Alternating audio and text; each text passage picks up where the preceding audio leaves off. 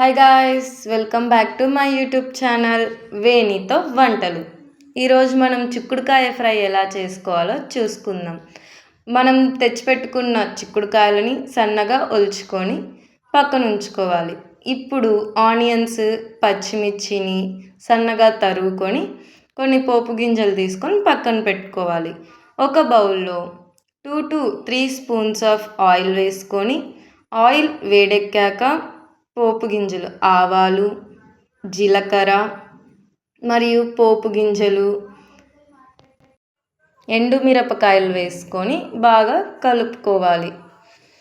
ఇప్పుడు ముందుగా మనం కట్ చేసి పెట్టుకున్న ఆనియన్స్ని వేసుకొని ఆనియన్స్ బాగా పోపులో మిక్స్ అయ్యేలా కలుపుకోవాలి.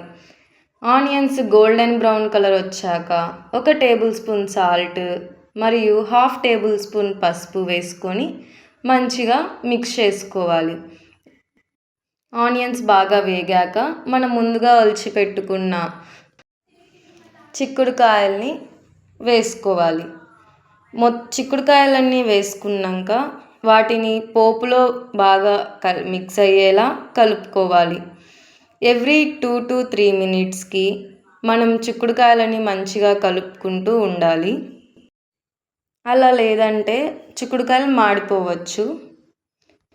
చిక్కుడుకాయలు బాగా వేగాక పల్లీల పొడి కలుపుకోవాలి. పల్లీల పొడి ఎలా చేసుకోవాలంటే పల్లీలు, వట్టిమిరపకాయలు బాగా వేయించుకొని కొన్ని వెల్లుల్లిపాయలు వేసి గ్రైండ్ చేసుకుంటే పల్లీల పొడి రెడీ అయిపోతుంది. పల్లీల పొడిని చిక్కుడుకాయ ఫ్రైలో వేసుకొని పచ్చివాసన పోయేంత వరకు వేయించుకోవాలి.